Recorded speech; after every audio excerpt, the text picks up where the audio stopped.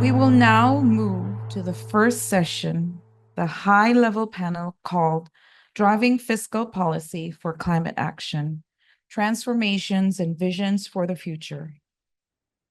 We will begin with a keynote speech by Mr. Marcos Neto, United Nations Assistant Secretary General and Director of UNDP's Bureau for Policy and Program Support via Zoom.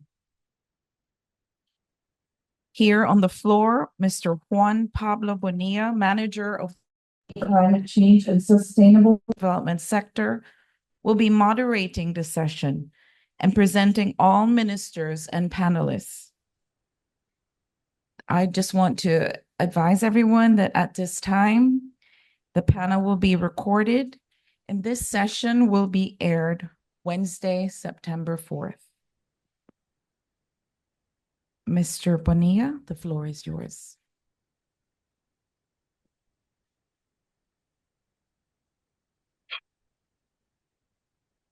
Thank you.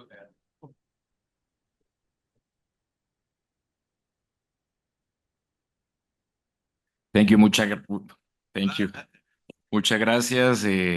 Thank you so much. Good morning. I'm going to try to do a bilingual panel today. And para empezar, yo quería... To start with, I wanted to give... I'm talking with Emilio and with all the technical team. And the first thing that we wanted on behalf of the IDB, as Jordan said, we wanted to invite you. We don't know if you feel the pride that we feel for the discussion that we had yesterday. We were remembering with Emilio the first meeting that we had at the Dominican Republic to see how we advanced in the meeting in Chile. And the discussion of the working groups yesterday was impressive. So on behalf of all the technical team and the team of Emilio, the team of the Department of Sustainable Development of Avinash and the technical secretary, a round of applause for all the team. The Prime Minister mentioned that the IDB is moving forward with 3 action plans. And I wanted to thank the directors of the IDB present here. I think we're the first MDB having an action plan of climate change, an action plan on biodiversity and nature, and very soon an action plan on disaster risk management. And as the Prime Minister mentioned, the key challenge is how to articulate those 3 action plans. And considering the institutional strategy of the ADB that all of your governors approved this year, the link of climate change and sustainability, climate, biodiversity, disaster risk management, with growth and productivity, and also with social development, with social needs, is going to be the key in the next years for Latin America and the Caribbean. And we're going to have a fascinating discussion with the ministers today about the role that you are playing. As Minister Bonilla mentioned today, this is a process, but you are going to be key with your teams to make that link of climate, development, social needs, productivity, and growth in the agenda of the future. And making the link with the environmental sectors, with the different sectors, to make the NDCs, the National Determined Contribution Plans, workable, financeable, and link to fiscal policy, to budget. So everything that you're advancing in the working groups is going to be the way to advance on that. So having said that, as it was mentioned, we're going to have an introduction, a presentation about finances mobilization, but by Marcos Neto. Marcos is already connected, and he is the United Nations Assistant Secretary General and Director of the UNDP's Bureau for Policy and Program Support. Marcos, thank you for joining us virtually, and you have the floor. Thank you very much. Can you just confirm you can hear me well? Yes. Yes, fantastic. Bon dia, buenos dias, good morning. Honorable Prime Minister, I don't think I need a week to enjoy Belize. I think I can do that and come back many times more in less period of time, and accept my apologies for not being there. Distinguished ministers and vice ministers, excellent ladies and gentlemen. And I want to thank the IDB, IFD, and CSG to invite me to speak today. Climate and development, as has already been mentioned by other speakers, can no longer be viewed as a competing priorities. If we consider the future of development, markets, and the world, mastering sustainable finance is key to success. And I commend you for this platform and reaffirm the United Nations Development Programme full support to this platform. By directing finance wisely, we will tackle short-term impacts while laying the foundation for enduring social, environmental, and economic stability. It's time to reorient our approach to align with the Sustainable Development Goals and the Paris Agreement. The increasing frequency of extreme weather events and rising costs of climate impact and the transition to low-carbon economies are altering market dynamics, investment strategy, and regulatory landscape. But along with these risks and changes, there are opportunities to adopt more sustainable approaches to economic development that mitigate risks and confer benefits on all communities. For example, at UNDP, we are collaborating with the private sector to develop risk finance solutions to protect assets, lives, and livelihoods from the impact of climate change and other shocks in vulnerable areas. In Argentina, Colombia, Ecuador, and Mexico, we are working together with agriculture ministries and insurance companies to protect over 10,000 smallholder farmers from floods and droughts. In the Dominican Republic, we are integrating parametric climate solutions with a social protection program to assist the beneficiaries of conditional cash transfer affected by extreme weather events. As we navigated the complexity of our rapidly changing world, it is essential to recognize the critical intersection of climate, biodiversity, and economic growth. Climate change is affecting the social, economic, and human development of countries. Between 1970 and 2021 alone, 11,778 weather-related events caused over 2 million deaths and 4.3 trillion in economic losses. The global cost of health damage associated with exposure to air pollution is $1.1 trillion, equivalent to 6.1% of global GDP. Heat stress could cause productivity losses equivalent to 80 million full-time jobs and could cut global GDP by $2.4 trillion by 2030. The social and health costs associated with climate change, including public health impacts and increasing social inequality, are becoming critical factors in economic forecasting. Climate change could push over 100 million people into extreme poverty by 2030 if no action is taken. Our ecosystems, once seen as a backdrop of economic activity, are now recognized as an integral component that can no longer be ignored in our financial planning. By embedding the SDGs into the heart of our financial systems, we can protect our natural resources while driving economic growth. Switching to a clean economy could raise $2.08 trillion through carbon price revenues and the redirection of fossil fuel subsidies to public investments. These efforts could generate up to 65 million new jobs globally by 2030. In our region, Latin America and the Caribbean, we could see a net gain of around 15 million jobs in renewable energy, energy efficient, sustainable agriculture, forest, and waste management by 2030 due to the shift towards more sustainable practice. The public sector has a vital role to play through fiscal policy reform, targeted public spending, and advancing climate modeling. We can ensure that our economies not only adapt, but thrive. By aligning investments with the preservation of natural ecosystem, we can build resilient economies. The business case for this integrated approach is clear. Investing in nature is investing in our future. To achieve this, it is imperative to limit the temperature increases to 1.5 degrees Celsius. Each country is developing a set of actions and measures that are communicated through the National Determined Contribution, NDCs, which I review and update every 5 years. In April this year, the United Nations Secretary General called upon UNDP to leverage its Climate Promise initiative to lead a coordinated UN system effort in support of countries on climate action and the development of the new NDCs to be presented in COP30 in Belém, Brazil, my hometown, my home country, in next year.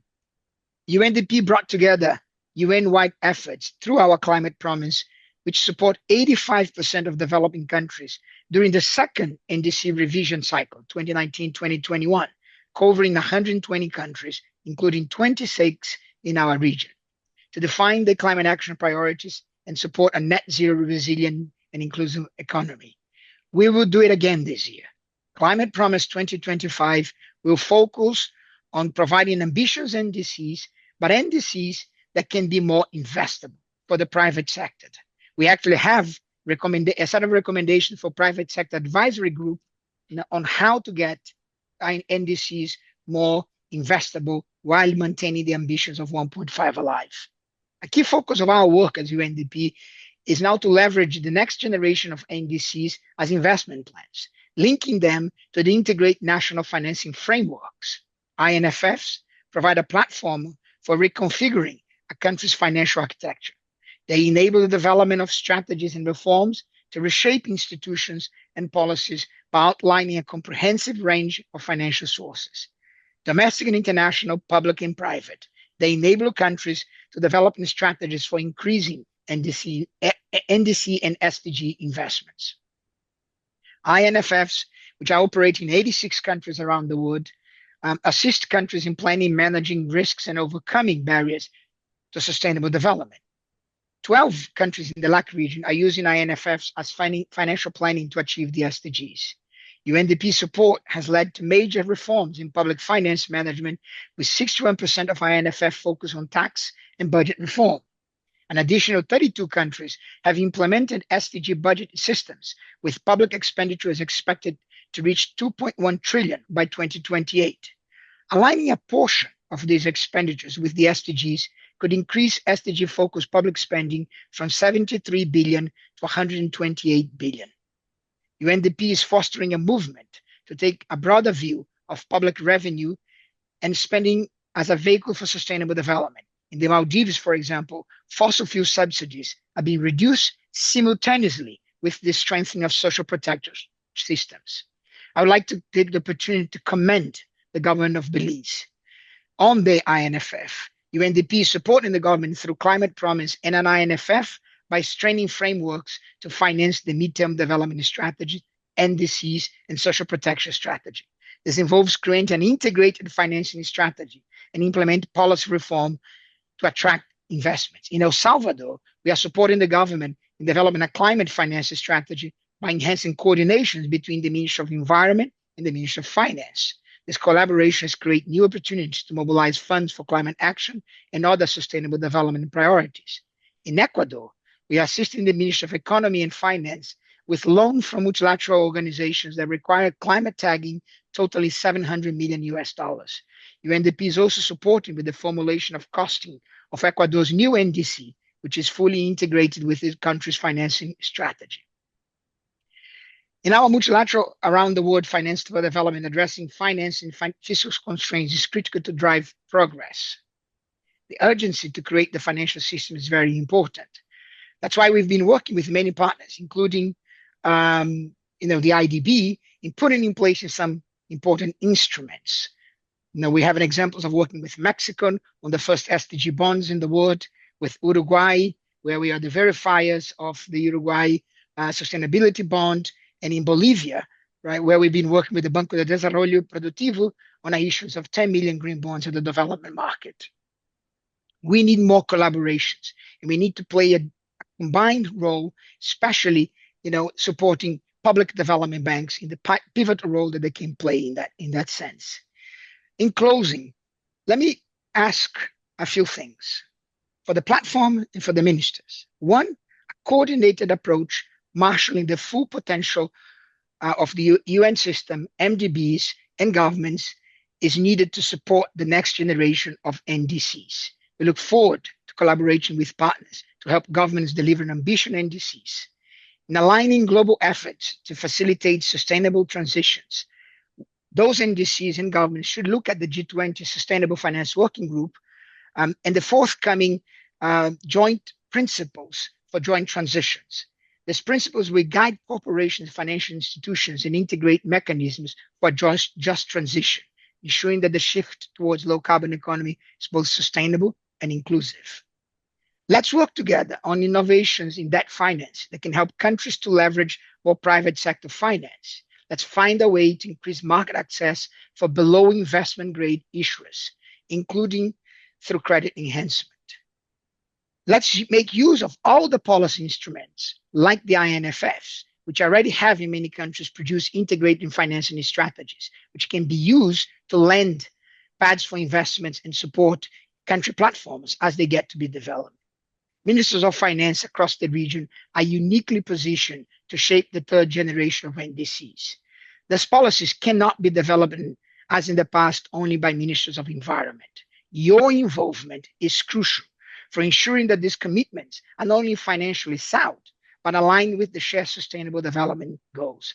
By taking an active role, you can drive meaningful progress in climate action and help to secure a sustainable future for all your citizens.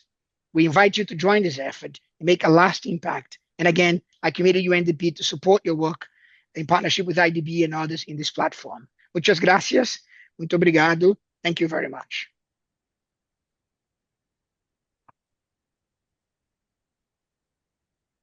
Muito obrigado. Thank you, Marcos. And thank you for your partnership also to support the countries in advancing in the climate agenda. Now, it's an honor for me to introduce our panel.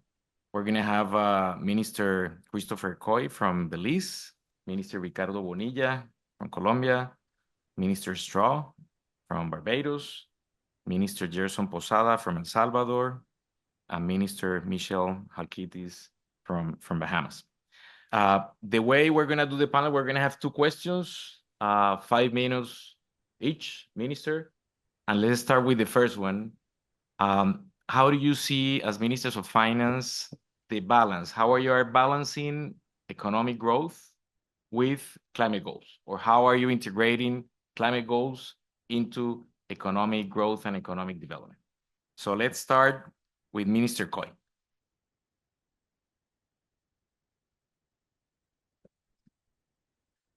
Thank you, Juan Pablo.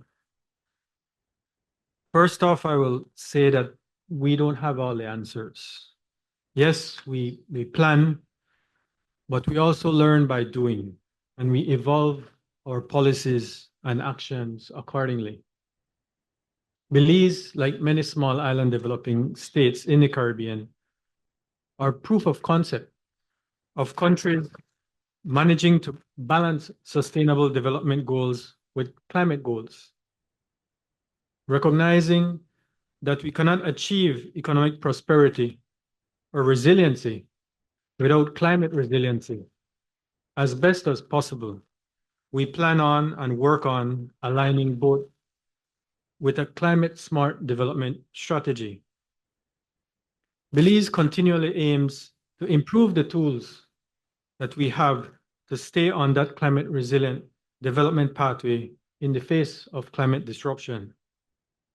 We have progressed our governance and institutional arrangements to address climate change concerns directly and climate change in the context of sustainable development with our Plan Belize medium-term development strategy.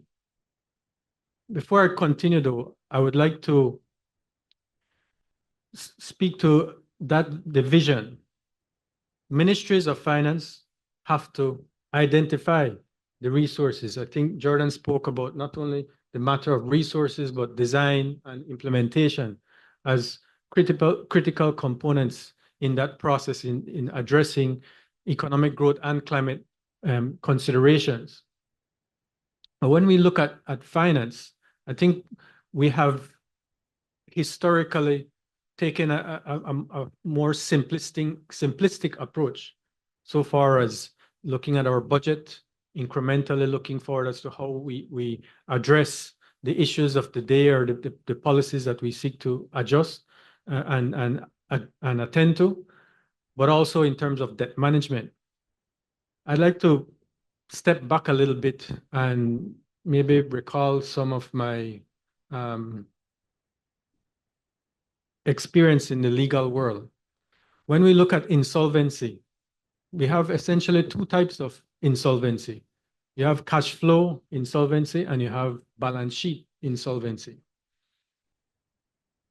What we've been looking at that fiscal level, for the most part, all our countries, has been the matter of cash flow insolvency, looking strictly at how do we pay our bills, how do we pay for this policy or that policy on a running basis, and then how do we manage that debt?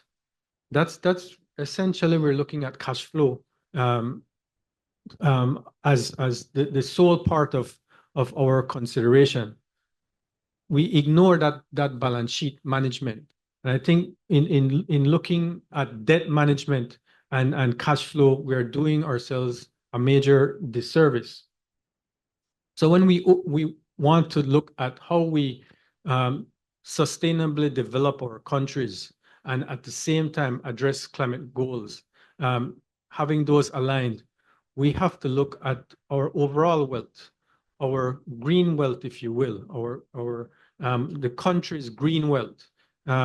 Many countries have achieved and continue to experience growth through fossil fuel production, fossil fuel, the derivatives that come from fossil fuels. But we have to start looking at that overall wealth that we have within each of our countries, that unique set of resources that we have. How do we properly account for those? How do we properly value that wealth? And once we are able to then value that wealth, then we are in a much better position to develop the financial instruments, what we might refer to as innovative financial instruments. We are much better able to sustainably finance our climate goals and our economic goals with a fuller appreciation of the true value that each of our countries have. But it is in that shift from a matter of debt management to a matter of balance sheet management and the matter of the true valuation of the ecosystem services that our countries generate, that we are then in that position to look at the instruments that will finance our policies and our goals, our climate resilient sustainable development goals. In the case of Belize, we look at that pathway, that climate resilient sustainable development pathway through the lens of our Plan Belize medium-term development strategy.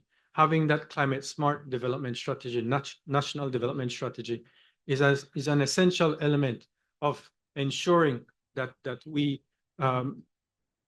develop an aligned approach to achieving that balanced economic growth along with the climate, addressing those climate challenges. In that vein, as a country, have taken our approaches to our multilateral partners, to our bilateral partners, even to our non-government donor partners, and developed relationships and taken that approach in looking at how we finance investment projects that meet those dual objectives. We express our appreciation to that end in the IDB group in working with us as we look at that type of approach. A very useful and a successful example of combining those dual objectives is in fact in the Belize Blue Bond transaction.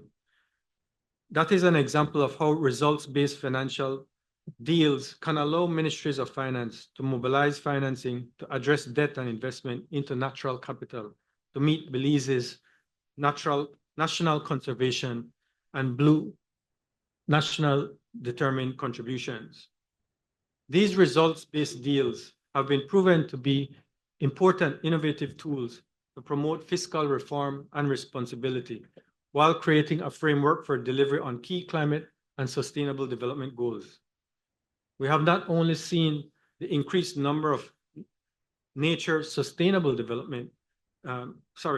bonds, but also the successful negotiation of sustainability-linked bonds, social bonds, and blended finance long-term agreements, like Project for Permanent Finance, which, by the way, Belize is currently co-designing to provide long-term financing to further meet its conservation, responsible livelihood, and strengthen governance of its marine and coastal areas and their associated resources. Results-based financing deals and initiatives creates an excellent opportunity for crowding in financing from key development partners such as the MDBs and global financing facilities. They also present a structured delivery plan for climate-related goals, resulting in making key economic sectors climate smart, thereby creating a platform for positive change in private sector development.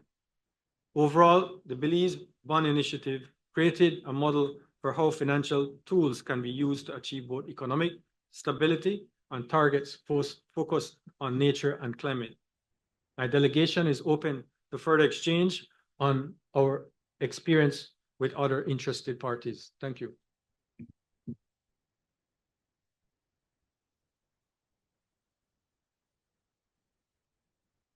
Thank you, Minister. Continuamos ahora con el ministro Ricardo Bonilla de Colombia y aprovecho, ministro, para felicitarlo a usted y a su equipo. We will continue with Minister Ricardo Bonilla from Colombia, and thank you for the leadership of Chile, because yesterday it was a great option. So, Mr. Ricardo Bonilla, okay, thank you very much, and I greet all the ones that are here in this meeting, and I thank the question because we are still moderating the language. The world is constructed upon the basis that it doesn't matter what, we have to invest, and that's that. And this means that we have to leave it open. This means hydrocarbons. The world is constructed upon the basis that the only thing that generates wealth is carbon, mining, copper. It doesn't matter what. Now, today, we are talking about that we have to look at the climate change. Is true or not? So the meeting said, okay, we are accepting that there is a problem with climate change, and that this problem with climate change means that we cannot grow whatever. We have to go back and look at the world and change. So we're going to keep on having oil, we're going to keep on having carbon, but we're going to keep on having mining and leaving environmental footprints. Are we going to keep on growing with the spillage of oil? Are we going to keep on growing with gas emissions, greenhouse emission gases, or we're going to to this kind of adjustment. So the countries are not prepared in thinking another way of growing. Today, what we have to say is oil will reach its end in a given moment, carbon will reach its end in a given moment. How can we prepare another economy? And in order to go out to the markets, bilateral parts, how can we develop a sustainable agriculture? Sustainable means that we have to follow the sources of water, and we also produce food and inputs to transform, but with the care of water sources. How do we do in order to modify livestock that has a strong simultaneous process in terms of the greenhouse effect gases? Now the ecologists say that we don't know what's more dangerous, if oil or harvest or livestock, extensive livestock. We don't know which is more dangerous, but we need meat, we need milk. So how can we propitiate the modernization of livestock? How can we foster other kind of activities that imply that we can develop productive activity, and simultaneously we have to do this with the state. The state depends a lot on the taxes derived from oil, mining, and carbon. So this is the other transition. How are we going to improve the entrance of the states with new sources? So this is the great big topic. This is why this is part of this platform. We have to know how we're going to modify the entrance of the state. So there are two topics that go hand in hand. We have to grow, but they cannot grow permanently. We have to grow with new economic conditions, and we have to propitiate the transformation that carbon and oil are going out, but they will not last for 5 or 10 years. And we have to do it simultaneously with other kind of sectors. We have to represent sustainable agriculture. We have to industrialize countries, but not in the technology of the second industrial revolution, but in the technology on the fourth and fifth revolution, with artificial intelligence and with new processes where the new energy does not come only from carbon. The new energy comes from solar and hydrogen. Green hydrogen, today it's a promise. Maybe could we consolidate this promise in the next 10 years? And if so,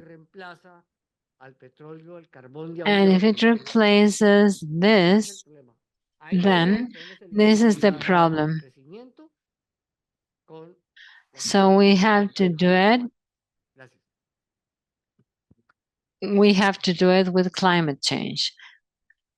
And we have to be at ease with it. Thank you. And now is the turn to Minister Stroud that I understand. Ahora es el turno del ministro Shorts. Entiendo. Le damos la bienvenida por su participación, señor Straw. Good morning, Prime Minister. Good morning, colleagues, everyone in the room. I really just want to, at the beginning, thank the government of Belize for hosting us, as well as our colleagues from IDB, in this very important session. I concur with comments shared before. Juan Pablo, you asked about how we are coping. And the presentation, just a few slides, just describe a few things which I think is important we understand perspective, especially given that we are small states operating in a very dynamic global environment. And therefore, that perspective is important to appreciate both the limits of your capability, but also what is possible if we work collaboratively together to be able to achieve the objectives. So on the screen, you will see that our Barbados 2035 Climate Investment Plan. Our cabinet approved this in the middle of June 2024, as you can see there. And this was really in response to fashioning all of what we've been experiencing as a region and trying to ensure then that we can build in the type of resilience that we believe is important, notwithstanding COVID and everything that's happened, to ensure that we can move forward with the success of the investments that we have made over the past 50 odd years or so. So we focus in our plan just to look at how do we build social resilience, economic resilience, alongside climate resilience, because in each of the areas that we're going through the working groups yesterday, all interrelated, interfaces directly with some component there. And underlying all of that is digital resilience as well, given the type of world that we're in. So the plan succinctly identifies as an opportunity just about $11.5 billion US dollars in priority investments that we believe if we do within the next 10 years or over the next 10 years, that we could achieve not just climate resilience, but really be able to unlock the talents of our people. The bottom right-hand side of the screen is some designs. It looks basic, but these are homes that are designed at the time when we came to office 6 years ago, looking at all the empirical data. We said we needed to make sure we found a solution to house low-income persons, but by the same token, enfranchising persons as part of the process. Because as we have seen year after year after year after year, whether it's earthquakes, hurricanes coming through the region and devastating communities, and then the inability of those communities obviously to recover is significant, and therefore exposing everyone, taxpayers, to that. So we took a very deliberate approach to see how we can use renewable energy in the first instance as a mechanism to unlock social capital by being able to allow for the financing of the development costs associated with provision of homes, whilst allowing persons who can go through the banking system to focus their mortgages purely on the construction costs of those properties. So we call it the Home Ownership Provided Energy Program, which we believe is going to be critical for allowing us to be able to build that social resilience, as well as economic resilience, as well as climate resilience, all at the same time, whilst we go through this process. So it's a hybrid approach by being able to utilize planning gains that we have worked with developers as things are moving forward to be able to access lands, to lower the cost of the infrastructure costs, build the resilience in upfront, so that families and communities moving forward will be able to benefit from this thing that we are talking about, transformation of the economy. So that is pretty much the overall philosophy that we are undertaking, a number of the initiatives that we're looking at. And so this is June, and this is after a couple of years of hard crunch, just trying to make sure we get the numbers right, and to set a course to move forward. We haven't had a formal presentation yet with the IDB of the entire plan or any of the other stakeholders, but that will come in due course. So the next slide, please. Next slide. So this is a placeholder only because I couldn't find the chart that showed the warming of the Caribbean Sea relative to where we were historically. But let me just say, Barbados is the blue dot all the way to the right, the most easterly of island in the chain. And what we observed historically was that by the time a weather system reached Barbados, historically, when we looked at all of the data, the weather system would either be a tropical storm or a weak category 1 by the time it gets to Barbados's longitude at its worst. And that's based on the historical record. And so we designed those homes, as I said, to given all the data that we saw with Hurricane Irma and Maria in 2017, when we took office in 2018, we said, look, we need to design homes that will withstand category 3 because obviously things are intensifying extremely quickly. And during 2017-18, we saw that by the time those storms reached us as Category 1, they were intensifying so rapidly, reaching Category 5 in a very short space of time. We felt we needed to build those designs in to ensure that we can do that. Now, I show this only from the perspective that that historical record informed what we were doing, and we believe we had a credible plan to be able to help us cope with achieving the climate resilience and the transformation. So, July 1st, Hurricane Beryl comes through the region. 100 miles east of Barbados, Hurricane Beryl is a Category 3 hurricane. The first time in history that we've had such an intense storm before it even reached Barbados's longitude, and it passed south, creating the perfect conditions for what I will show you next. So next slide, please. So top left, that's on a regular day, that's our Bridgetown Fishing Harbor, where our fishermen and boats would seek safe harbor. Built, I believe, in 1975 or so, in the 70s, at a time when, as I said, historically, the most intense storm would be Category 1. And it stood there for 40 years, 45 years or so, until Beryl comes along January and July 1st and damages the breakwater. Now, as part of our plan, we were contemplating expansion of the harbor. As part of the plan, expansion of the harbor. Now, preliminary estimates, you can see the damage to the boats at the bottom here. So preliminary estimates of this tells us now that the emergency repair will cost us about $15 million just to repair what is there, because obviously you need to maintain the infrastructure, because the ecosystem that is required to support the fishing industry, this is a critical piece of that puzzle, and therefore we need to be able to find resources now to do that. So clearly that means that, and we've been working with the IDB and others to look at the relevant solutions to bring to bear to finance this. So how we are coping is that we need to ensure that as far as possible, we have the flexibility that as these events are occurring, as we try to seek to build the overall resilience, which is going to take some time, we are still being bombarded by significant events which can derail, if we don't find the solutions fast enough to be able to bring to bear. So just the infrastructure cost is about $15 million.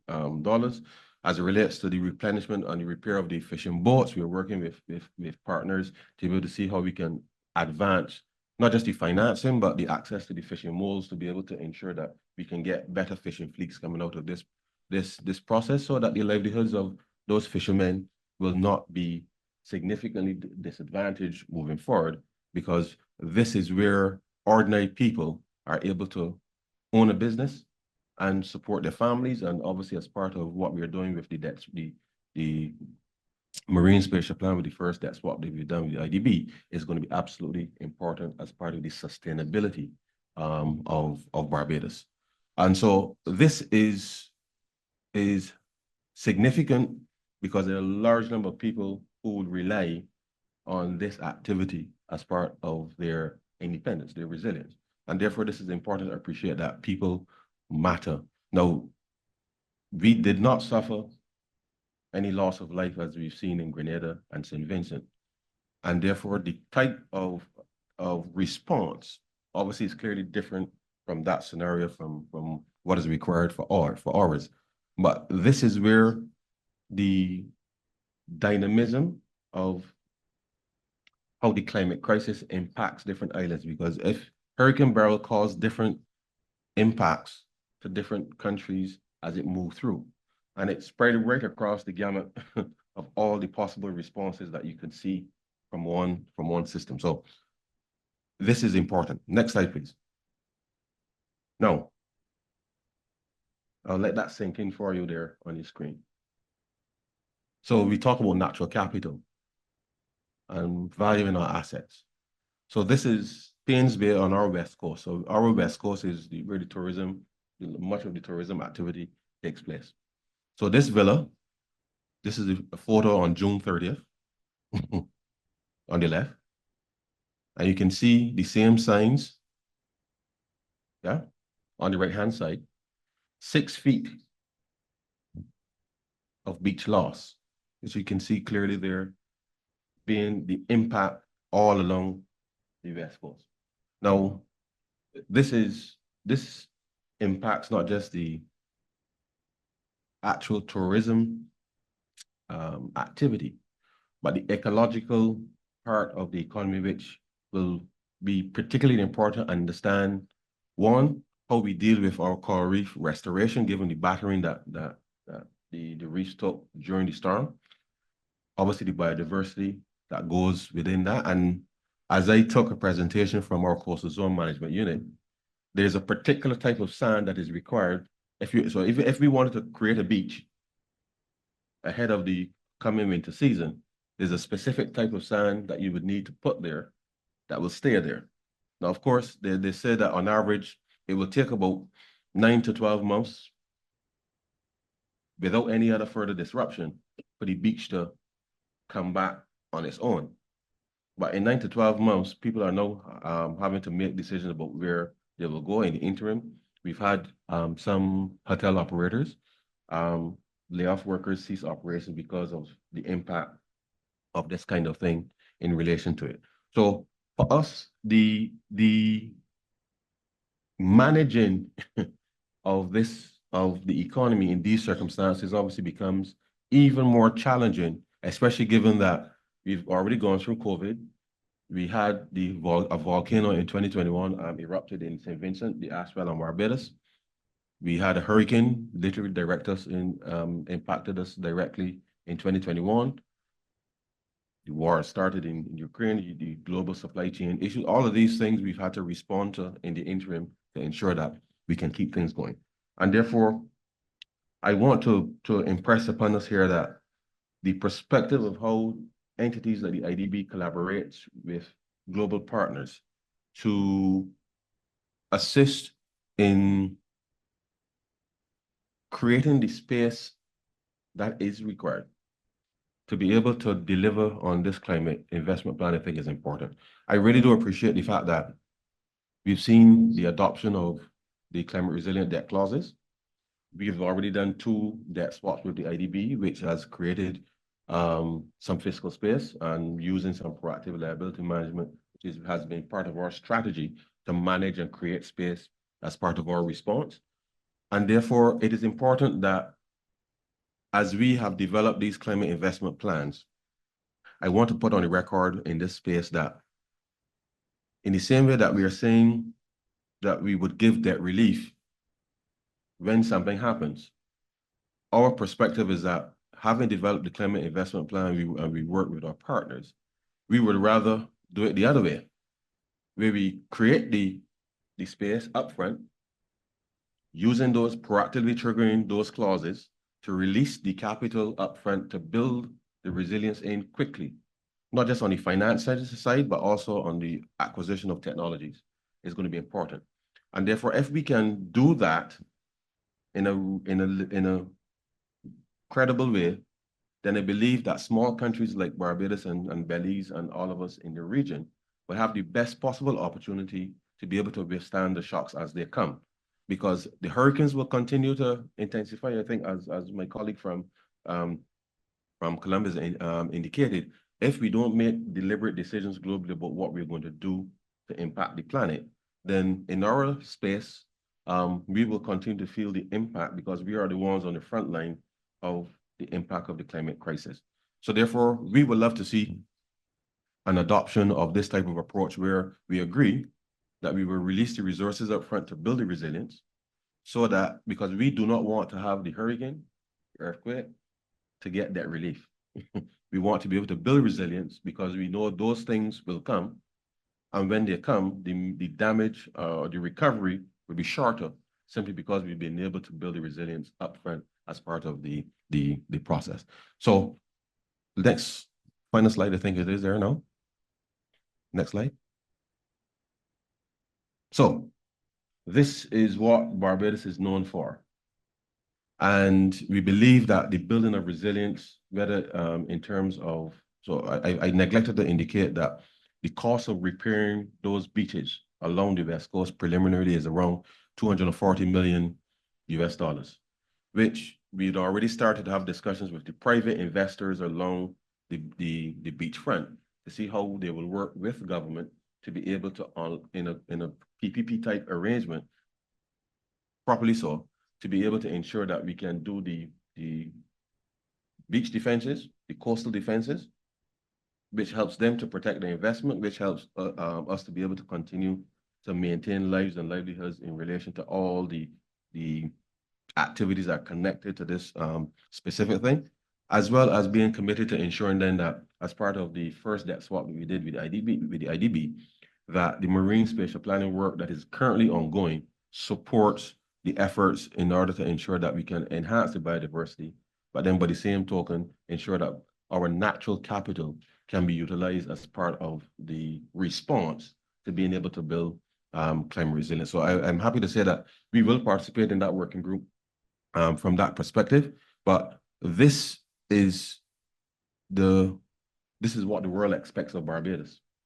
And therefore, it requires sustenance and maintenance to be able to continue to provide this type of leisure on the one hand, but by the same token, the kind of environmental sustainability that we've been committed to from inception, and therefore we can support Colombia and Belize in their call for ensuring that we are going to utilize areas like this, platforms like these, to be able to help advance the work that's moving forward. But as a small state, I can tell you it is not easy being able to manage these disruptions once you're trying to chart a credible path for long-term sustainability. But I'll stop there. So thank you.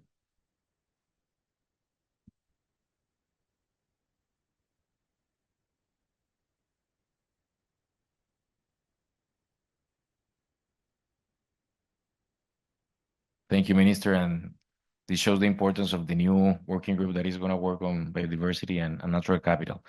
Ahora tengo el gusto de dar la palabra al ministro de El Salvador, Gerson Posada. Bienvenido, ministro. I will pass the floor to the Minister of El Salvador, Gerson Posada. Good morning. Welcome, everyone. I'm glad, and I think that the question is very crucial, and it really presents a challenge which is very important, the fact of how to balance the economic growth with climate objectives. It's a very complex topic to solve because at the same time that we have to impel the economic growth in the countries, we have to ensure that this economic growth is inclusive and it attacks or it resolves the main vulnerabilities of the population, which is more needed in our countries. And at the same time, we must ensure that the actions that we implement are headed to take care of the environment and manage the risks that are translated of climate change and natural disasters. Mainly in countries where we are very vulnerable to the climate impacts, specifically El Salvador. It's a country where we have hurricanes, tropical storms affect us, rains, which are very severe, and we also have earthquakes. We are a country where we are very susceptible to natural events. And as a Ministry of Finance, it's important that we align the fiscal objectives with the green objectives in resilient and sustainable developments and strengthening of our public investment process. Yesterday, Jordan, in his participation, was talking about prevention.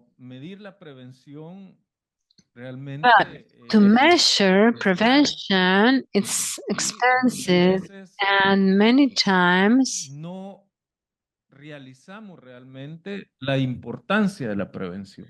we don't visualize the importance of prevention, but we notice it until we see the need, until the road is ruined, until a bridge is damaged.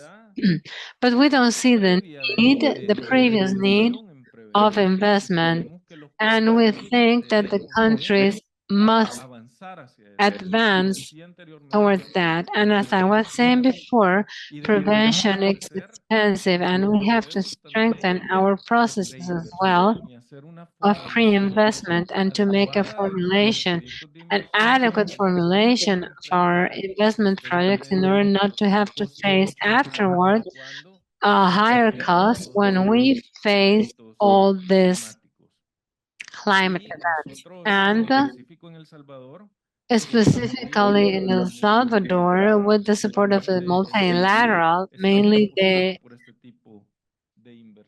IBD, are betting on this kind of investments with all the loans that we are experiencing. In the second term, the incentives for green innovation, I think that the country should also transit towards that, to the implementation or definition of some incentives that attract the investment of companies that develop clean technologies and more sustainable processes in the third term, to orient and foster the allocation of resources for the mitigation in order for the public investment to be more efficient. And this is born with our formulation processes of the budget. And also the mitigation or the prevention itself. Many times the topic of orienting the fiscal resources for the adaptation and climate mitigation, we don't give the importance that we should have given. And we are transiting to this new reality and in the fourth term. And we want to look for those mechanisms of climate financing that we have available in the markets and with the financial international entities and the private sector destined to climate projects and green projects. And also, we must not leave aside the topic of technology transfer and development of abilities, and that in this definition or incorporation of the climate topics in the growth policies, economic policies, to be sure that there is a fair transition. This means that we will not have affectation to the most vulnerable groups of the population. Thank you so much. Muchas gracias, Ministro. And we will finish Thank you. with the Minister of Bahamas, Minister Alcides. Welcome. Thank you very much. I want to thank the government of Belize and the IDB for convening this very important high-level discussion. It's an honor to participate. The Bahamas is a keen supporter of climate finance, an issue that our Prime Minister has vigorously reinforced on the world stage to emphasize the harmful effects of climate change in the Bahamas. We have been ranked as one of the top 10 countries in the world regarding our exposure to the effects of climate-related disasters and climate change. And our vulnerability is illustrated by the elevated exposure to warming climate caused by the emissions of other nations, the very high propensity for hurricanes, which have caused considerable loss and damage throughout our archipelago, combined with the high likelihood of those events to increase in intensity, and as well the corresponding increase in high-cost debt, access for hurricane restoration efforts, which continues to have an adverse impact on our fiscal situation. For us in the Bahamas, and as has been said elsewhere in the region, if we are to tackle this significant climate change risk exposure and advance the necessary mitigation and adaptation activities, we need direct access to affordable, adequate climate finance. As a country, the Bahamas has taken a very proactive approach to reduce vulnerability and improve our ability to respond to climate change. This has included initiatives to strengthen the national regulatory framework, leverage adaptation funding, and increase resilience to energy infrastructure while diversifying the energy mix with a focus on renewable energy. And so with respect to energy reform, our goal is to diversify the electricity supply with renewable energy and more efficient generators. This is expected to reduce the cost of living and the cost of doing business in the Bahamas, and this, we believe, will bolster economic growth. The new energy era being undertaken by the government of the Bahamas will aid us in achieving our national determined contribution goal of reducing greenhouse gases by 30% by 2030 and increasing the provision of energy supply from renewable sources by 30% by 2030. This plan is prioritizing lowering prices and ensuring fair prices for Bahamian homes and businesses, increasing the reliability of our electricity supply, increasing hurricane resilience during this new climate era, ensuring job security, pension security, and upskilling for Bahamian workers, creating new job and training opportunities for Bahamians in a growing sector, providing new opportunities for Bahamian entrepreneurs and investors, the introduction of independent power producers to diversify our country's energy sector and create a new industry for Bahamian participation, replacing heavy and diesel fuels with cleaner energy that has lower carbon emissions, and strengthening the financial position of our electricity company, Bahamas Power and Light, to ensure that legacy debts are addressed. And all of this is being undertaken through blended finance in partnership with the IDB, public-private partnerships, public financing, and changes to the legislative regimes, amongst other initiatives. And however, while we are excited about these actions, we recognize that climate disasters recently, like Hurricane Beryl, can alter the priorities of governments in an instant. In the Bahamas, amongst other regulatory initiatives are the 2022 Climate Change and Carbon Market Initiative Act, which facilitates our national carbon credit program, and the 2022 Carbon Trading Act, which established the regulatory framework for the trading of carbon credits in or from within the Bahamas. The Bahamas has one of the most important seagrass meadows in the world, a national asset and an ecosystem that is important for carbon sinks, and we are looking at the blue carbon credits. From a medium-term debt management perspective, the Bahamas is also looking to explore new financing alternatives, looking beyond the traditional borrowing instruments to confront the effects of climate change, and for blue economy and biodiversity protection and climate change mitigation and adaptation. We acknowledge that addressing these climate-related concerns will require substantial financing and will need to be accompanied by a sound debt management strategy to support effective access to national and international debt markets. And here I speak about the observed increased interest amongst investors of the new sovereign debt instruments that have emerged to improve market access and financial conditions for sustainable financing. In this context, we will be evaluating opportunities that will be presented by sustainable green or social bonds, styled as use of proceeds, loans or bonds, and sustainability-linked bonds or loans. As a first step in this direction, the government of the Bahamas intends to build an ESG framework that is aligned with internationally recognized best practices to help catalyze funding for climate-related projects, and contemplates commencing this work during the year 2025. In the area of climate finance adequacy, we acknowledge the role played by the IDB, and we encourage the institution to continue to broaden the provision and mobilization of climate finance in the region. Thank you very much.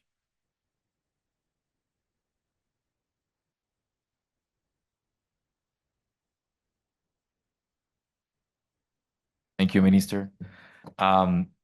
Due to time constraints, the second question was about how to improve international cooperation and mobilization of resources. We're not going to have that question. We will defer to, in particular, to Group 1 to continue working on that one, reporting our next technical meeting. But I would like, with all the reflections that you showed about the needs of resources, debt management, fiscal policy management, to give the word to Avinash Prasad, the special advisor of the president of the ADB for climate. Avi. No, please, go ahead.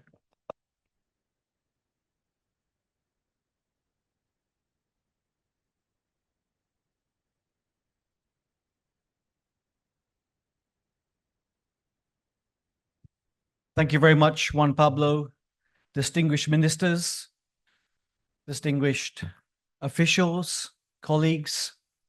I think we've had a really interesting, thoughtful session. Juan Pablo asked me to be challenging, which is a tough audience to be challenging with, because you face challenges all the time. You eat challenge for lunch and then again for dinner. But this is a difficult area, and so let's be challenging. Let's be real. We're all here in common purpose. We're all here with a common view that this is an important issue, a difficult issue, and let's do something about it. As finance people, you also don't believe in magic. There isn't any magic. And that's important because there's a lot of magic that is being pushed in this area. There's a lot of magic. There's a lot of belief and hope in things. There's too much pessimism, but also too much optimism. So here's some hard truths. If we're going to make a difference, if we're going to get this right, we will do so in the future with active carbon markets, biodiversity markets, with an active liquid, deep green bond markets. That's not where we are today. The compliance carbon market works very well because there's domestic laws and enforcement. There's domestic taxation. Cross-border, we do not have cross-border enforcement, cross-border taxation. So what we have is the voluntary carbon market. The voluntary carbon market has been around for over 20 years. None of you have been to a conference in the past 20 years in which we haven't discussed carbon markets and the voluntary carbon market. And after these 20 years, that market is, do you know how big that market is? Do you know how big that market is after 20 years? $2 billion. Half of which is in India. So take out India, the global voluntary carbon market is $1 billion. Insurance companies, is there some big source of capital, new capital coming in on a disaster risk insurance? I thought Jordan laid it out very well yesterday. What do we see? You are realists. You don't believe in magic. Insurers are fleeing Florida. Insurers are leaving California. And we think they're going to come to our region, highly climate vulnerable, and bring in new capital. And the reason why, you see, the reason for these problems are not unreal things, they're real things. We don't have cross-border taxation. If we did, we could have an active carbon market. Doing a project in Belize could earn me an offset in Brazil. That's how we will get this market working. It doesn't exist today. And the case with insurance, as Jordan laid out, there's a fundamental reason why they are fleeing. The fundamental reason is that climate risks are uninsurable. So we could try all kinds of incremental things. Insurable risks are risks large maybe, but infrequent. So the more time I have, the more I'm able to spread that risk out and lower my premiums. Great. Or it's an uncorrelated risk with other things. So I can spread it across other risk pools and I can lower my risk. What is climate change? The increasing frequency of the increasing loss. The more time I have, the more risk I have. And suddenly, as we've seen with we've seen in discussions throughout this morning, correlations we had never seen before. Correlations with sargassum rising, flooding rising in the same years in which droughts are rising. So we can't spread risks. And also, when you enter someone else's risk pool, that's because they believe your risks are the same as theirs on average. But they know our risks now and they can see us coming. So which risk pool is going to take you in when you have a rising frequency of a rising loss? So there is no magic. And these numbers are big. And you know what? We don't have a choice not to do it. We've seen that if we don't invest in resilience, the impact on your budgets are multiple fold. And mitigation, we sometimes say mitigation, well, climate change was caused by other people. They should be doing more mitigation. Fine. But you know what? What we're seeing is a proliferation of carbon border adjustment mechanisms. So if you want to export anything, you're going to have to do mitigation too, because our export markets are going to require mitigation in the products we do. So this is the reality of the world we're in. Our adaptation and resilience and loss and damage costs per year. Our region, Latin America and the Caribbean, is in the region of $250 billion per year. At IDB, we're doing some further work on getting that more definitive and more precise numbers. Roughly, possibly 75 billion on the loss and damage side and 125 billion on the resilience side. The interesting thing about loss and damage numbers, people talk a lot about them and they're big numbers. Loss and damage, you know what? It's being paid. We may not be borrowing for it. We may not be getting money for it, but someone is paying the loss and damage because it's loss and damage. It's happened. And it's a lot of vulnerable people who are paying for loss and damage today. The most vulnerable are paying the most. How are we going to deal with this bill? This bill that has fiscal impact on your ministries? Well, you're very familiar with the taxonomy of mitigation, reducing greenhouse gases, adaptation, as we adapt to the fact that we haven't mitigated, and loss and damage, we're dealing with the fact that we haven't adapted and haven't mitigated. And I want to give you a different framework. You should, as finance people, and very interestingly, the last 10 years, it's been a short decade in climate. When we began this decade, climate was about the environment ministries. Climate was about the science. Climate was about trying to understand the science, understand its impact, and persuade people. Today, we realize now we understand the science, we see the impact. It's not about the science anymore. It's not about the environment. It's about finance. It's about you. Because the reason why we aren't doing enough is because we don't have the finance.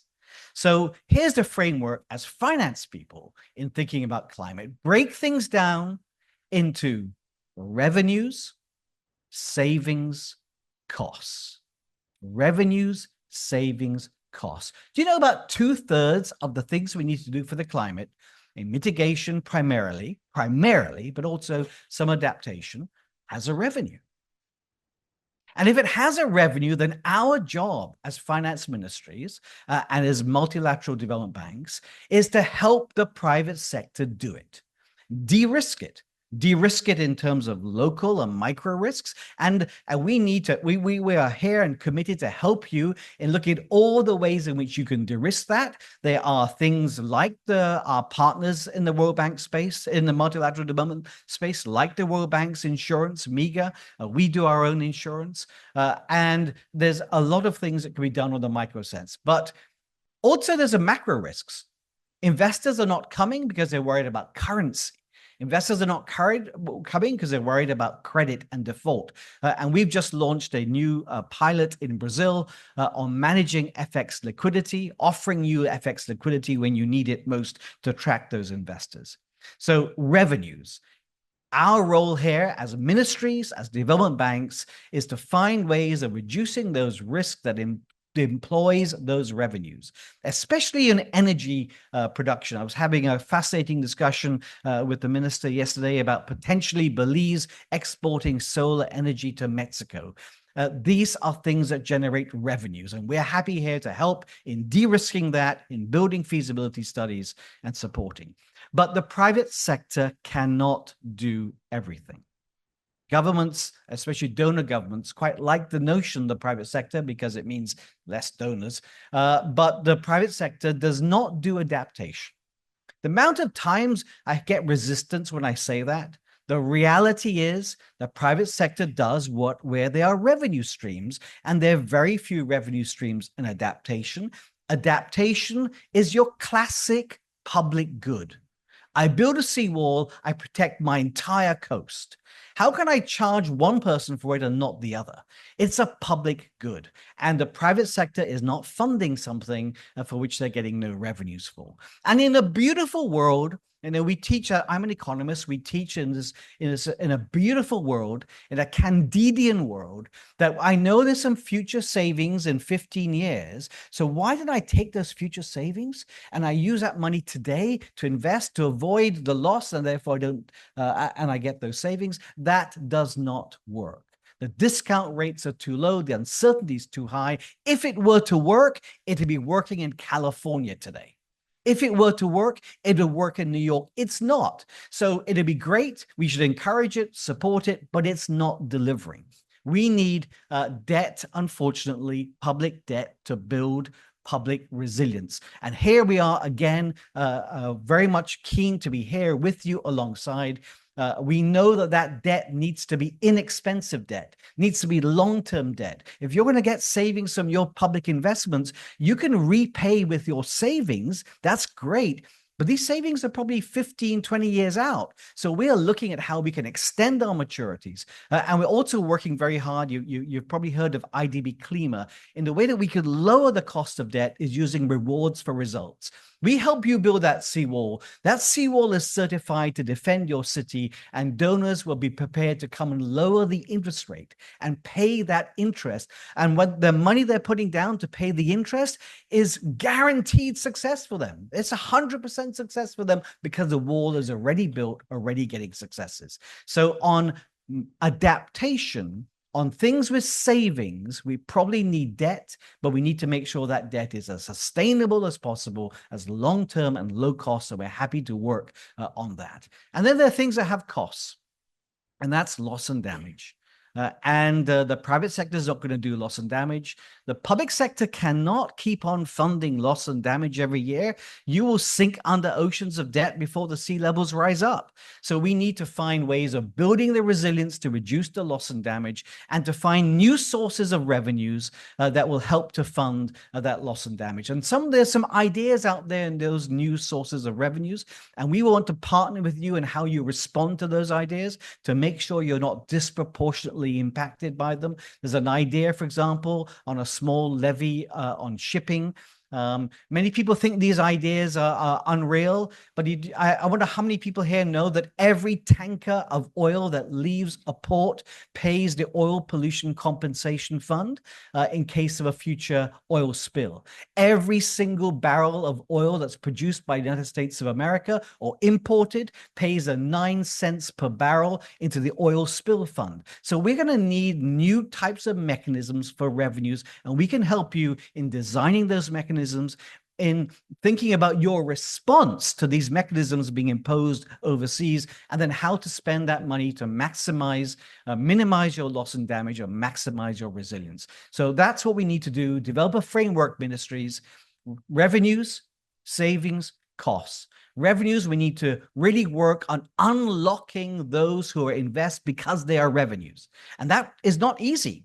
Requires a lot of work. And some of those macro risks we are now working with, and we want to work with you on that. There are things that generate huge savings. A dollar invested today will save you $7 or $8 tomorrow. But unfortunately, no one's funding it. If they're public goods, we will help with you in your debt, making that as long-term, low-cost, and rewards-driven as possible. And we will help you also in thinking about that loss and damage, how we get new revenue streams, new sources of funding, and how do we make sure you're not disproportionately, but well benefiting from those new sources. Thank you very much indeed.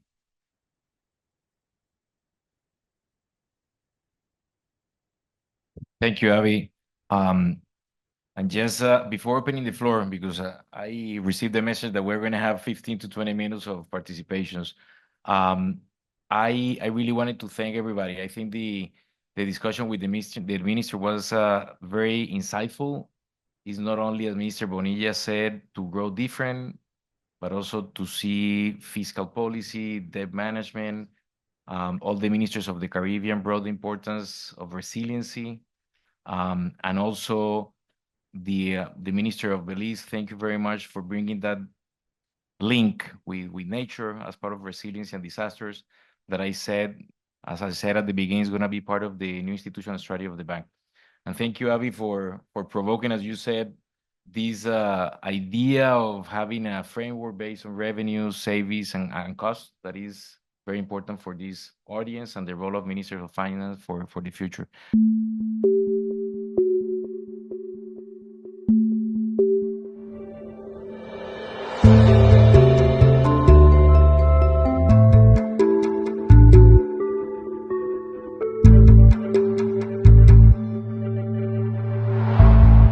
We will now move to the closing remarks. This session will be recorded to be aired on Wednesday, September 4th.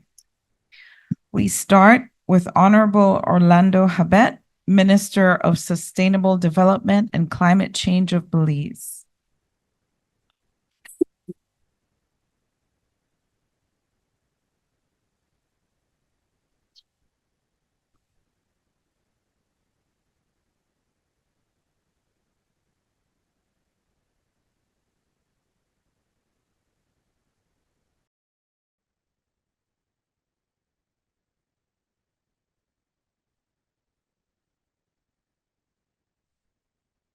Pleasant good afternoon, everyone. A little icebreaker. We've been sitting down for a while. Doña Úrsula, I just saw past by Macondo a kitchen pulling a village in 100 Years of Solitude, Gabriel Garcia Marquez. Distinguished ministers and vice ministers, esteemed colleagues, honored guests, as we conclude this third high-level dialogue of the Regional Climate Change Platform of Economy and Finance Ministers, I am both humbled and inspired by the depth of commitment and collaboration I've witnessed over the past 2 days. First, on behalf of the government of Belize, I want to express our sincere gratitude for the presence here in San Pedro. It has been our honor to host this crucial dialogue in our beautiful country, a place where the impacts of climate change are not just theoretical, but tangible realities we face every day. The discussions we've had and the decisions we've made here are of profound significance, not just for our individual nations, but for the entire Latin America and Caribbean region. As the minister responsible for sustainable development and climate change in Belize, I am particularly heartened by the holistic approach this platform is embracing. It is particularly encouraging to see ministries of finance taking the lead in efforts that were once, regrettably, viewed as the exclusive domain of environmental agencies. We have, though, arrived at a crucial understanding. Climate change is not merely an environmental challenge, but a fundamental economic imperative that demands our collective attention and decisive action. This shift in perspective represents a significant leap forward in our approach to meeting the objectives of the Paris Agreement. What we have witnessed here in San Pedro is groundbreaking, a critical examination and revision of fiscal policies and public finance to address climate change. This approach is precisely what the global community needs to emulate. Your work here demonstrates a fundamental truth. Economic and environmental policies are not opposing forces, but deeply interconnected drivers of sustainable development. They can and should always go hand in hand. By integrating climate considerations into the core of financial decision-making, you are setting a powerful example for the world to follow. The creation of a new working group focused on biodiversity and natural capital is a significant step forward. It acknowledges that our economic and fiscal policies must align not only with our climate goals, but also with the protection of our rich natural heritage. This is something we in Belize understand deeply, as our economy and our environment are inextricably linked. I want to commend the Ministry of Finance of Chile for their outstanding leadership over the past year and extend my congratulations to the Ministry of Finance and Public Credit of Colombia as they take on the presidency for the coming year. Your work is vital in ensuring that our responses to climate change are not just environmentally sound, but economically viable and fiscally responsible. The goals and objectives at your presidency in the coming year are truly ambitious. They are challenging, but yet tenable. The spirit of regional cooperation I've seen here gives me great hope. By seeing you working together, sharing experiences, and pooling expertise, we are far stronger than we could ever be individually. In the achievement of the Sustainable Development Goals, we see the nexus and we see the synergies with the economic and fiscal policies we have discussed in the past 2 days and in the visualization of the platform. At a regional scale, several SDGs are also addressed, including SDG 17 of partnership and collaboration. Thank you all once again for your participation, for your insights and your commitment to align fiscal and public finance policies to climate change and sustainable development. I take this opportunity to thank Prime Minister Briceño, Ms. Carola Moreno, Ricardo Bonilla, Franz Faz Metz, and Jordan Schwartz, who graced us at the head table, and for their leadership and interventions. Finally, I take the opportunity to thank the IDB for their support, for sponsoring and assisting in this platform, and congratulate them for being the first MDB to partner in dialogues at the regional level, almost hemispheric, to discuss public finance policies, climate change, and sustainable development. And to the government of Belize for hosting the third high-level dialogue. We are fully on board to do our part.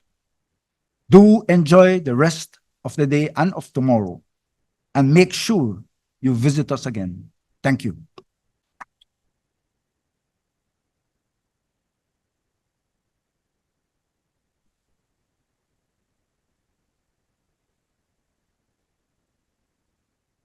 Thank you, Honorable Orlando Habet.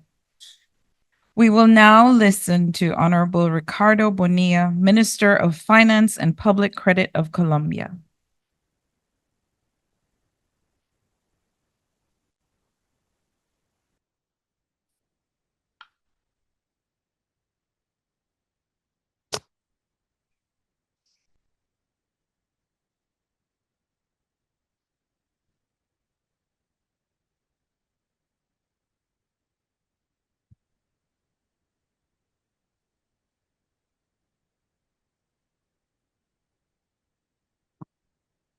Bueno, llegó la hora de decir adiós. Now it's time to say Adiós goodbye. al tercer Goodbye diálogo de alto to the nivel third dialogue of de la high level plataforma para el cambio climático. in the de la platform for Secretaría climate de change, the Finanzas y Ministry of Economía. Finance and Este fue un buen Economy. encuentro.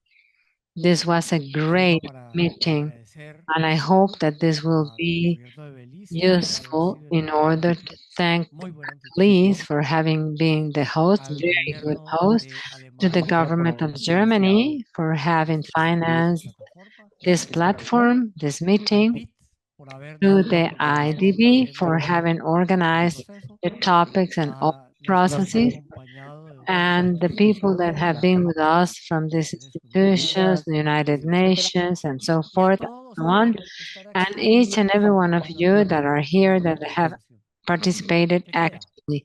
It's a great Poner en marcha conversation. las 4 mesas. What do we have to Ya do? 3 We have están to set the avanzadas.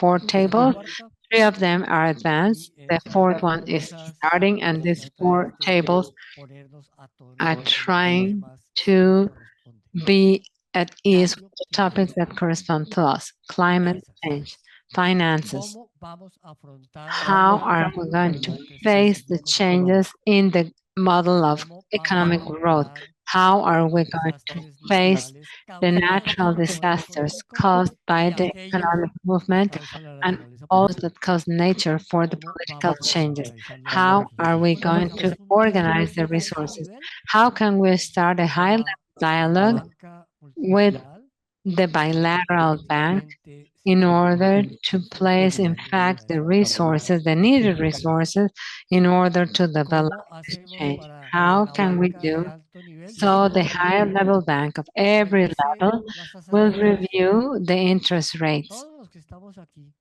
Everyone that estamos is pagando here tasas de today, interés we are paying excesivas, interest rates, excessive elevadas, interest rates, y no somos very nosotros high los que interest ponemos las rates. tasas de And it's interés, not us son that los set the financiadores. interest rates. We are the ones Y that los financiadores and the le financiers cobran tasas de interés más that bajas charge a los que ayudan. lower interest rates to the ones that have Entonces finance. nosotros somos los que terminamos So pagando then el we financiamiento del are desarrollo the y la helpers of transformación. financing and Ese development. diálogo tiene que hacerse. This dialogue Tiene que seguir. has to be there. It No has to solamente con continue. buscar recursos Not para que only las looking tragedias for que pasan, resources, but before the las tragedies, medidas the caritativas measures empiecen a surgir. Este es um, el planeta. uh, of Esta es la supervivencia de la charity humanidad. appears. This is not Vamos a trabajar por charity. la supervivencia This de las is especies mankind. We are para going to generar work with the preservation of la species especie humana. of Los invito a continuar this. este proceso de I diálogo, invite you to ya continue que this en este dialogue periodo process que because ostentamos la in this presidencia por period tempore de where we assume the 24-25, for tempore analicemos estas 4 presidency of mesas y avancemos 24-25, we will en start ese with 2 diálogo de alto tables and we nivel will con advance el in this Banco higher Internacional level de Moneda. dialogue with the international banking. Thank you so much.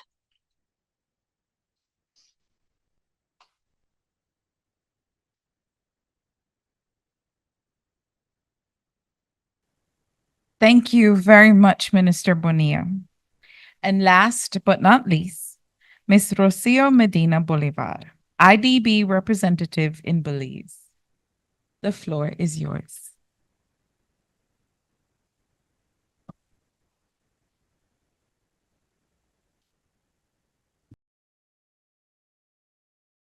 Buenas tardes a todos ustedes. Creo que antes de comenzar mis closing remarks, me gustaría pedir una ronda de aplauso por cada uno de ustedes. Por Before I start my closing demands, I want to ask for a round of applause, and I think that there have been 2 super intense days of these journeys of third level, of high level. So please, a big round of applause for each and every one of you. So distinguished ministers, vice ministers, esteemed colleagues, and honored guests, as we conclude this meeting, I'm very filled with a profound sense of pride and optimism about the work that you are doing in this regional climate change platform for Ministry of Finance and Economy. The progress already made so far is, and the ambition path that you have charted going forward exemplifies the power of the regional cooperation. I want to express our deepest gratitude to the Minister of Finance of Chile for their leaderships as president of the platform during the 2023 and 2024 period. Carola Moreno and Daniela Bushuk, you and the rest of the Chilean team have carried out an extraordinary work. So please convey this message to the Minister Mario Marcel. Under Chile's visionary guidance, we have not merely made progress, the Chilean president has set the standards for what can be achieved when we combine expertise, dedication, and a shared commitment for sustainable development. In the past 12 months, we have seen the consolidation and strengthening of different working groups, each making relevant studies in their respective areas. The development of innovative tools, such as how the assessment of how public budgets and consistency with other countries' commitments on climate and the regional public goods for implementing sustainable taxonomies, represents a leap forward on how to align economic activities with climate goals. And this is just two examples. I'm particularly happy with the agreement of a shared regional vision for sustainable financing that started being working almost a year ago in the Reunión de Santiago. Looking from this side of the table, this vision is more than just a document. It shows unity of purpose and can potentially guide regional collective actions on the global stage. This will be a first for the Minister of Finance, and it positions Minister of Finance of the Latin America and the Caribbean not just as participants, but as leaders. Also worth noting is the ambitious agenda outlined for the 2024 and 2025 work plan. The creation of a new working group focused on biodiversity and natural capital shows your foresight in addressing the full spectrum of environmental challenges that are facing on the region. This holistic approach will be crucial as countries navigate the complex interplay between climate change, biodiversity loss, and economic development. The plan has an emphasis on innovative financial instruments, which was highlighted by the Executive Vice President, Jordan Schwartz, and as how the way to think innovations and rethinks the traditional borrowing, how we do borrowing, traditional borrowing, and how do we balance and do and analyze the trade-offs of environmental, fashion, and economics, and instead of just being more proactive and not reactive. And also the different pilot projects and the capacity buildings that are that really set the stage for a year of concrete actions and tangible results that I've been hearing from different of your members that now is time to make an actions. Now, you know, what's going ahead. To Minister Bonilla, I would like to extend the IDB warmest congratulations on assuming the presidency of the platform for the next 12 months. You can count on us as a bank and as a technical secretariat on the platform to help you in this process. The mantle of leadership you take on today comes with great responsibility, but also with the full support and the confidence of the members of the platform.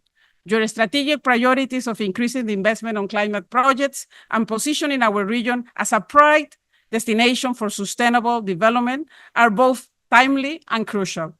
To all members of the platform, I want to spread my profound appreciation for the dedication and collaboration spirit. It is through your collective effort, the sharing of experience, frank discussions, and the willingness to learn from each other, that's why we are seeing such a good results. As we move forward, let me remind you of the strategic importance of your work. The policies and the initiatives you are developing here are not abstract concepts. They involve how governments spend, how they manage financial resources, revenue, taxations, and economic policy reforms that will be the ones that creating impact and for the development impact on the region.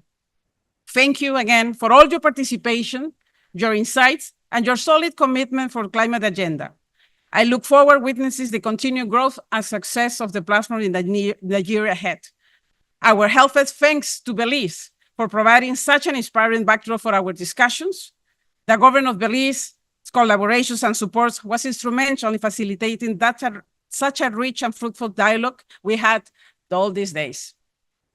We would certainly hope that the spirits of collaboration and innovation that we have experienced here in San Pedro, as the Prime Minister called the Isla Bonita, continues in the months ahead. On the IDB side, we're living this meeting, not just with plans and strategies, but with a renewed sense of purpose. And we are honored to support the work of the platform. Let's build on the momentum generated during this meeting and continue to drive progress in our respective countries. Thank you once again for your dedication and participation, and I really wish you a safe travels, and let's continue working together. Thank you very much.